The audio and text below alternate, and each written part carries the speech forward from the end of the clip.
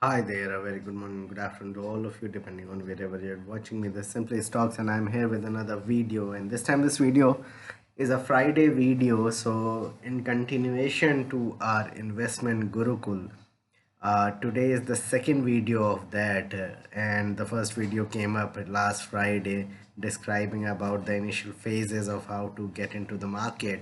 And today we are going to discuss about some very important aspects, some ratios, etc., PE, market cap, and so on and so forth, and how to analyze all of that in order to analyze a company. So we'll do that with an example. I'm taking an example of a company, so we'll discuss about all this. Let's get started.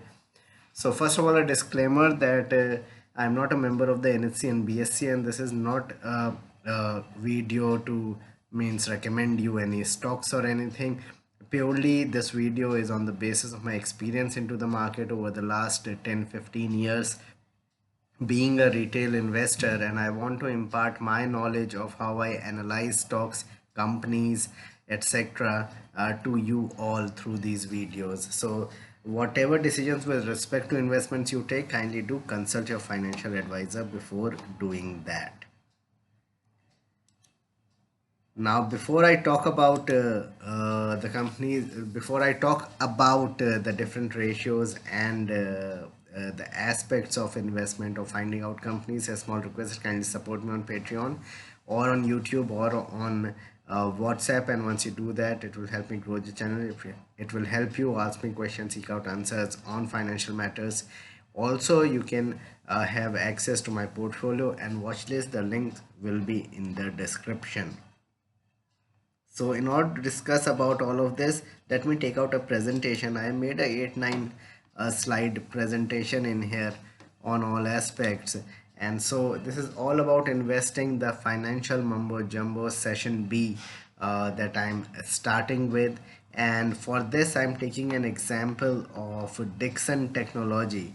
So I'm going to take an example of Dixon Technology, no recommendation, but in order to make you understand about numbers and how stock prices behave, P, etc., we'll take into consideration example of Dixon Tech and we'll go step by step. So let's get going. So let's do it. So coming back to the presentation, and I'll move here and there, so kindly be fine with that. First we'll talk about market cap and its significance. So basically market cap tells us about how much the company is valued at by the market, whether how much lakh crore it is, and can give an idea of if the stock is undervalued or overvalued. How that is possible? We need to understand that these you can say companies trade at particular market caps ranges with respect to their sales. It cannot be possible that a company probably having sales of say so let me just open up Dixon again. Suppose a company is having sales, yearly sales of 10,000 crores, cannot trade or should not be trading at say around 50 or 100 times sales. Let's say 100 times from here. So it cannot be possible that it could be trading at 10 lakh crore market cap. Very difficult to see that. So normally what happens in the market is the company trades at max 20, 25, even 30 times sales is possible there in terms of info edge. If I open up info edge, this is an interesting example. So I want to take this when we are talking about market cap to sales.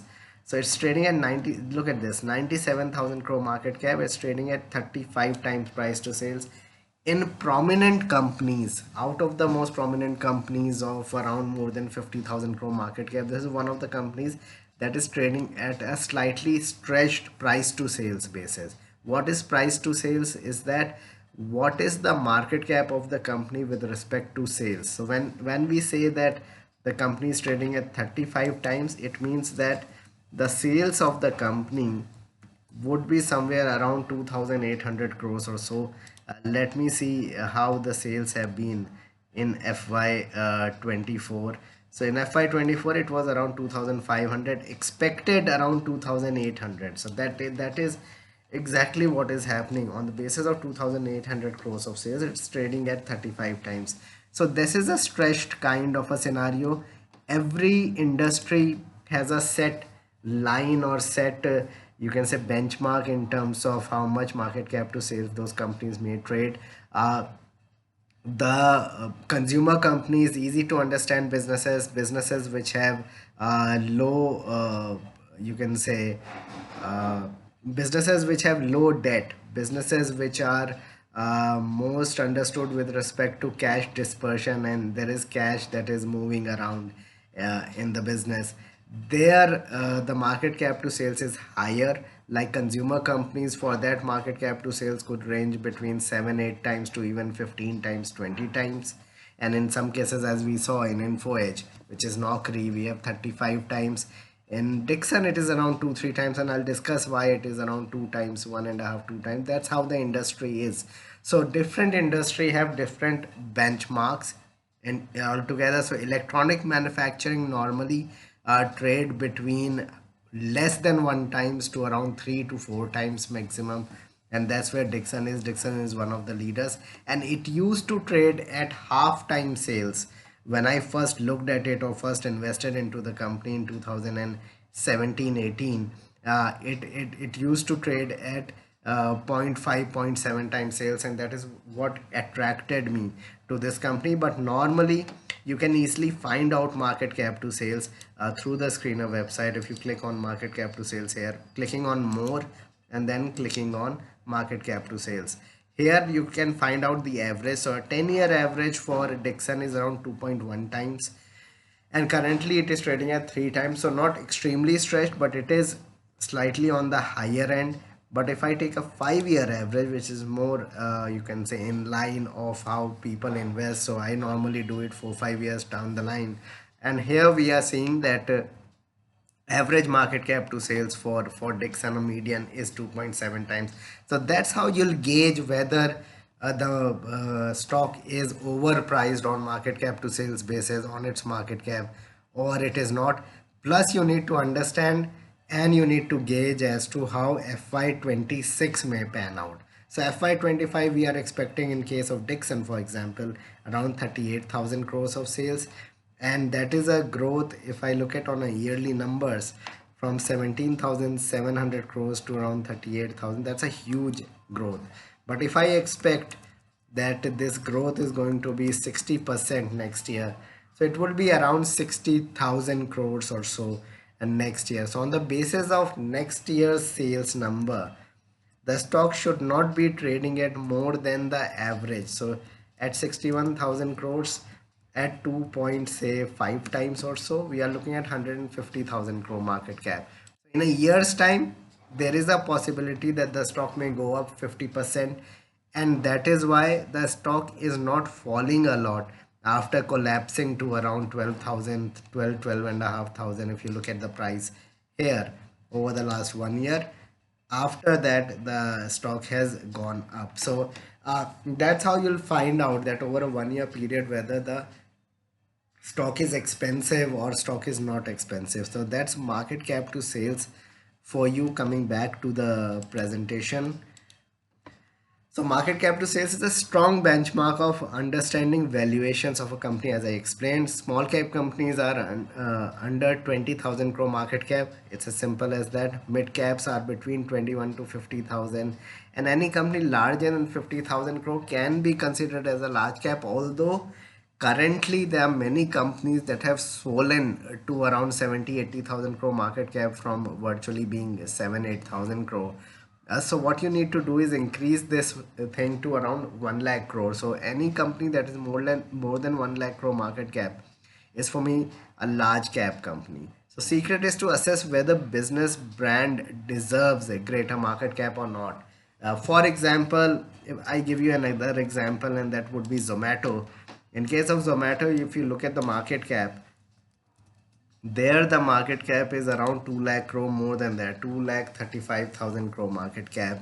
It's trading at 11 12 times sales. But look at the sales growth, look at the kind of sales growth that the company has produced over the years. So if we look at that, from 7,000 to 12,000 to 20,000, it's growing at 60%, growing at 55 60%.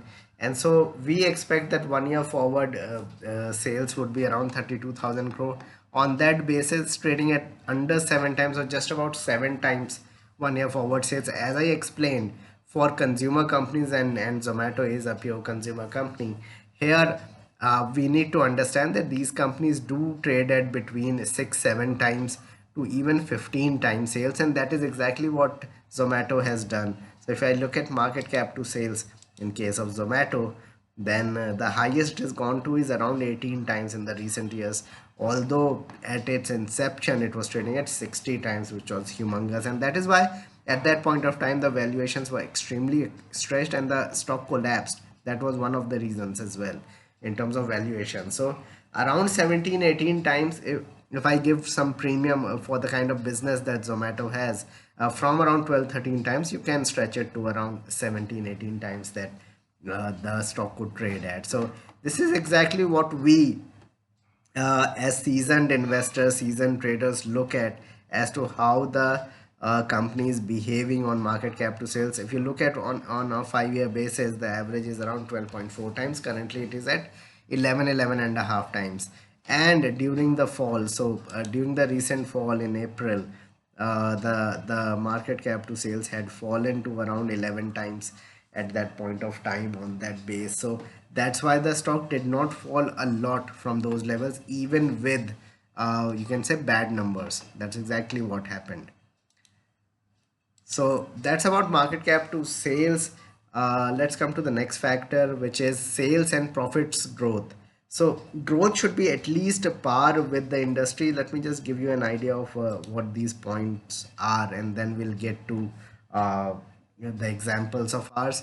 Should be at par with the industry. Look into businesses with consistent growth stories, which are consistently producing 20% sales growth and probably 25 30% profit growth. So preferably 5 year sales growth of 20% and profit growth of 25% is a minimal criteria for getting into any kind of business.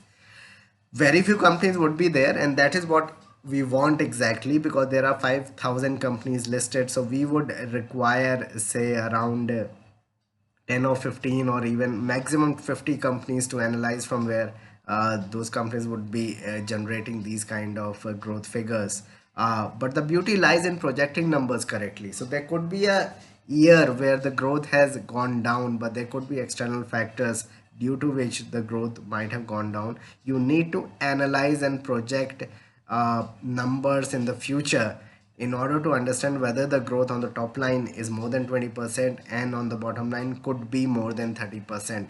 Nobody can be perfectly sure, but if you have a relative idea of whether the company can grow at those levels on top and bottom line, then it would be great. Eternal will not be a very good example for that, so I'll come back to Dixon and we'll analyze this again. So if you look at Dixon Technology, let's say for FY20, if you look at it in FY26, the March numbers hasn't come in. So let's just take out a company probably where the March numbers have come in. This is a company I'm currently invested in, so that's a disclaimer. Keynes Technology, here the numbers are out, and the strong Q4 numbers. But if we look at it, so this is the March 25. So they did 1800 crores in March 24, 2700 crores in March 25. We project, and the management has talked about it. So if you go through management commentary, then you'll also analyze. So 4500 crores is what the management has talked about, but they are away from those figures by around 4 5%. So let's say they're going to do around 4300 crores for next year. So if I take 4300 crores for next year against 2720, that's a growth of 58%. So I'm expecting a 55 60% growth on the top line, which is very good for next year. And for the bottom line, I'm expecting similar margins, say 15%. So the bottom line should grow at the same pace. Now the bottom line had grown by, if I look at it closely, then the growth has been around 60%. So if I say that it will grow by 60%, we are looking at 73, around 73 rupees of EPS for next year. So top and bottom line is going to grow pretty smartly whether, if on the basis of that sales figure of around 4300 crores, the stock is cheap or not, we need to analyze that. On the basis of 4300 crores, the stock is trading at under 10 times.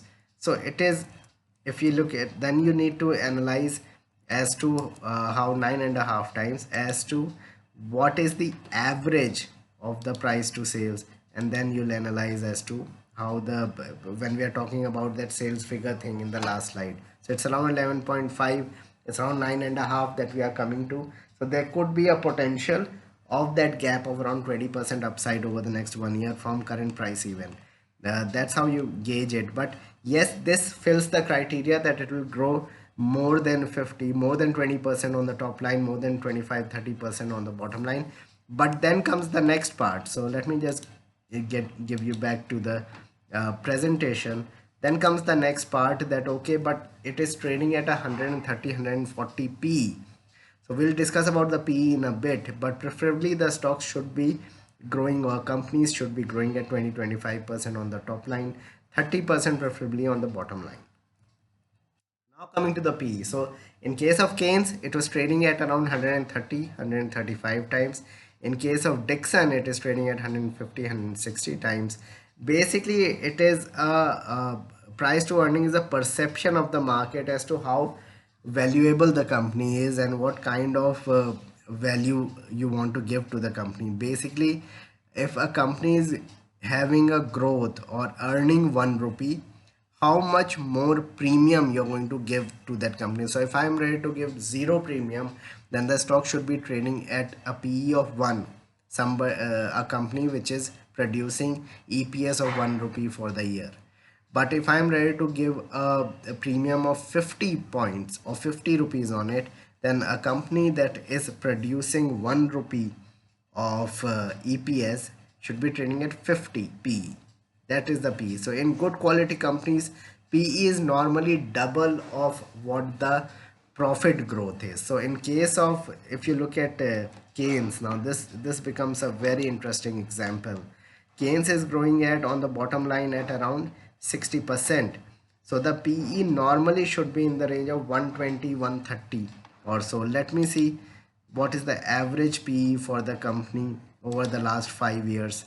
That has been, it's around 116, which is around that 120-ish level. This is exactly what happens. So if it is trading at under 116 times, which it was trading at during February March decline, we saw that the company was trading at around 100 times, then it is a very good level to try to accumulate the stock. Here also it was trading at around 67, 68, and that's where the rally began. So, and once it is trading at probably double of that valuation, or near double, probably 70-80% higher than that, so it was trading at 200 times, and then the market corrected here. So if you, so what I have found out, and this is my you can say analysis, and I have come up with these figures, that if the stock is 20%, 25% lower than the average PE and it is growing, then it is a very good buy. And if the stock is trading at 50-60% more than the average PE, then it is a very good sell from a shorter term point of view. That is also one criteria you can definitely look at. But PE is more market perception, as I said, than anything else, and the essence is to assess the forward PE, what PE market would give in the future. Normally, how the PE shrinks is that when the PE valuations absolutely, you can say, blast off to say 200 times, 250 times. Normally, companies PE do not cross 200, 250 that easily, unless there is potential of massive growth over the next 4 or 5 years. And normally a company's PE do not decline below 14, 15 times, unless it is a commodity kind of a company, in which yes, the PE can shrink to even 3, 4 times. And we have seen that happen with Coal India and other kind of metal companies, let's say 10 years back, or that. So I normally concentrate on consumer related businesses like autos, like pharmaceutical, like healthcare. Even IT is more consumer oriented now in nature with AIs, etc. Then you look at pure consumer plays and electronics and all.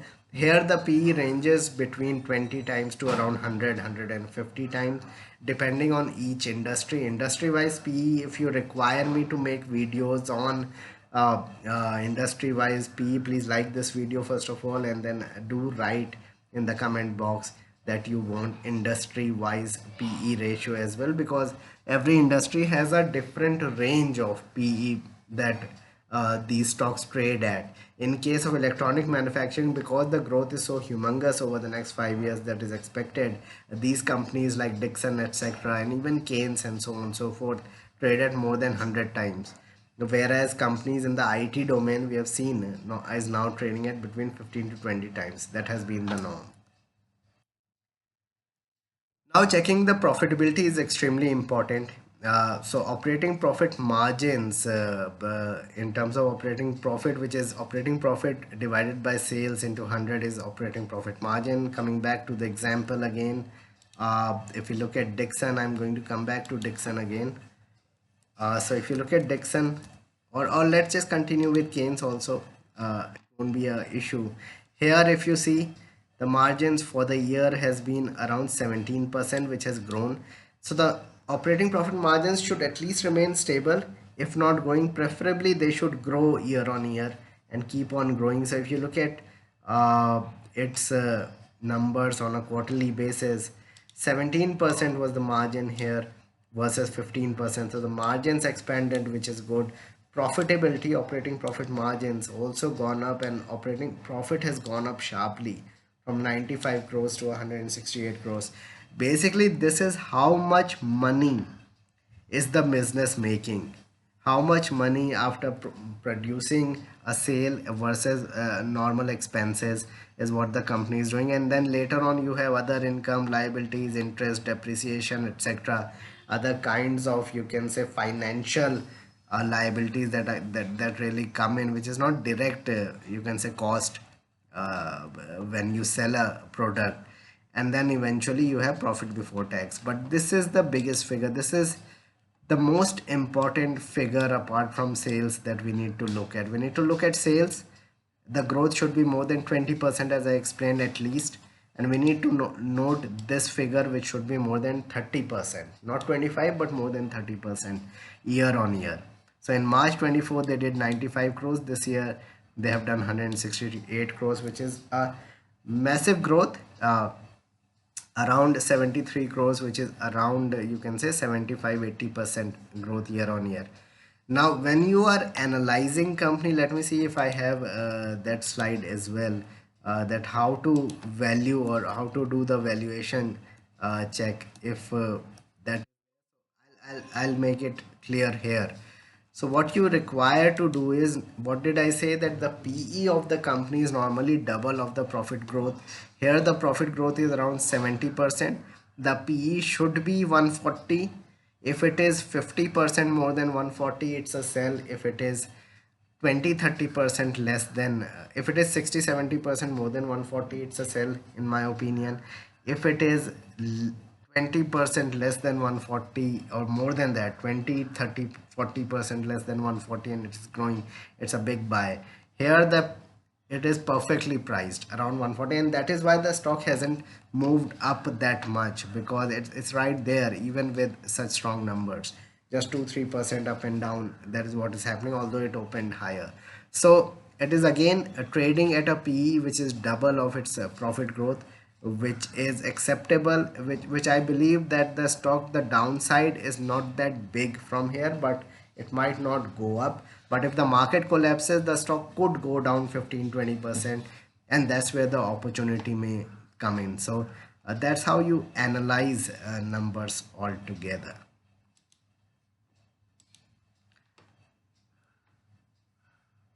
So margin expansion give a clear idea of where the business is headed.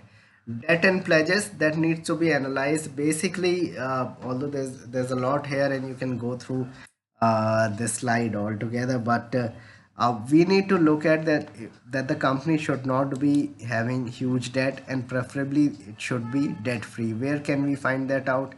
If you look at the balance sheet, The reserves should increase substantially and the borrowings should not. So here from around 96 crores in 2020, the reserves have grown to around 2500 crores, whereas borrowings have gone up but not gone up substantially apart from the last 1 year or so where it has gone up, but they are expanding big time. So you need to understand as to why this has happened, if there is a rationale behind it. Like in the case of Keynes technology, they are expanding big time over the last 1 year, and they are doing that even now as I speak. And so over the next 1 year, they'll expand their business verticals as well, and that's why they are spending. Although their reserves are also increasing substantially, so that is a good sign. Cash from operating activity should remain preferably positive and not negative.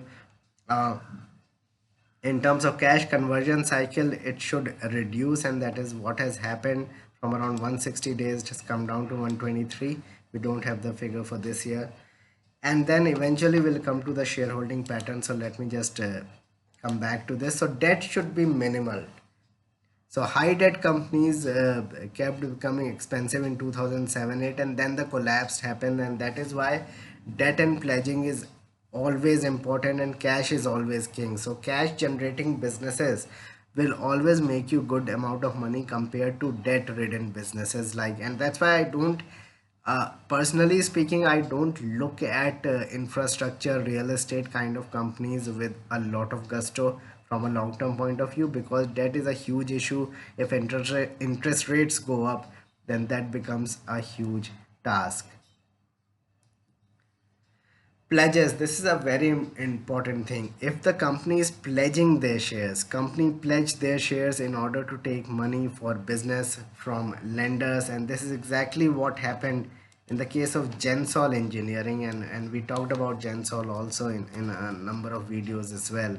So if you look at Gensol Engineering, which was doing extremely well earlier, and now the stock has collapsed to around 66, it is just collapsing and just has gone downhill from that day when the news came in. If you look at the balance sheet altogether, the borrowings from around 1 crore in 2008, or virtually no borrowing whatsoever, 11 crores in 2021, 82 in 2022, which is still manageable although increasing.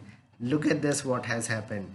And this is ballooning, and this is what we need to be extremely careful of. Debt. Second thing is pledges. So you can find out in the shareholding pattern as to how the pledges are happening and what is going on. So if there is a high amount of pledging that has taken place, then that is a huge red flag for any company, and you need to be 1 or 2% is okay. And there are large companies, even companies in the nifty, who do pledge, but overall it is not a point of concern that if there is 1 or 2% pledging. But if the pledging percentage goes up to 15, 20, 25%, then it is a huge cause for concern for investors.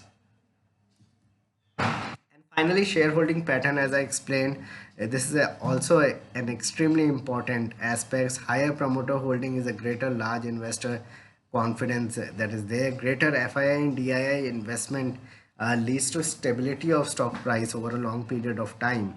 And low promoter holding less than 30% is a huge red flag. Although if there is low promoter holding or zero promoter holding and FIIs and DIIs are invested big time, then also the issue is not that much. Like in the case of Zomato, I think promoter holding is zero, and there's FIIs and DIIs who are invested. So avoid buying in companies where promoter holding is decreasing and FII and DII holding is virtually nothing. Promoter buying leads to instant re-rating of stock, and normally that happens. The promoter knows the best, the one who is owning the company. So if that happens, then you need to be aware of that and probably hold on to the stock. Over a period of time it will perform. So this is basically the crust of what you need to do in order to analyze companies.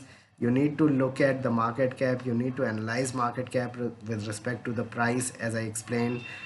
You need to analyze sales and profit growth. As I mentioned, sales growth more than 20%, profit growth more than 30%. If you're looking at the operating profits, then PE ratio, as I explained, double of the growth that the company is growing at. So the company is growing at 20% on the bottom line. The PE should be 40, around 40 if the company is good. And you should look at how the margins are expanding. If you want to check profitability and how it is growing, the margins should expand year on year, and debt and pledges should be as less as possible. So this was video, the second video on our journey towards analyzing investments, how to invest into companies, how to analyze numbers. Thanks a lot for watching. Please do subscribe to my channel, and thank you.